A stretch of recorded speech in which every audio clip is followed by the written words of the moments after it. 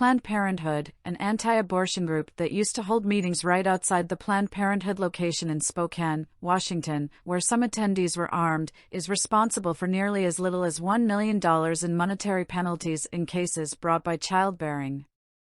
Health care against the group, according to the report.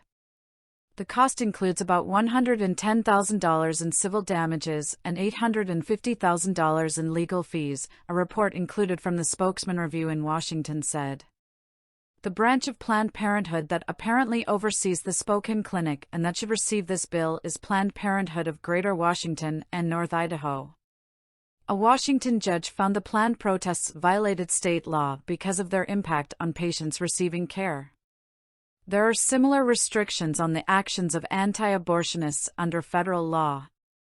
Ken Peters, a pastor who has been involved with the church at Planned Parenthood, criticized the group's protests as legitimate and expressed his commitment to the cause on social media about what has become a serious financial burden, which is similar to the cover will be at least partially. Insurance. I would do it again, Peters wrote. It's a badge of honor. Paul Dillon, who is part of the Planned Parenthood unit behind the Spokane clinic, is optimistic. This is a critical victory for Planned Parenthood during a historic attack on abortion access, he said. We are very appreciative of Legal Voices' work and the tremendous support from the community. We pride ourselves on providing a safe and welcoming environment for our staff and patients so they can receive the high-quality health care they need. No one should face threats of violence and intimidation for seeking or providing health care. Our doors are open today and will remain open to provide the compassionate care our patients need and deserve in Spokane and throughout the region. Washington is among the states that allow most abortions.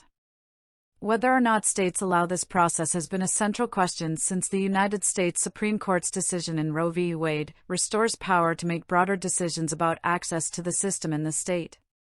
Elsewhere, the New York State Legislature recently approved a Second Amendment to its state constitution that would further protect abortion rights, and now it is set in New Yorkers next year. In last year's midterm elections, voters in several states, including California and Michigan, approved similar amendments to their state policies.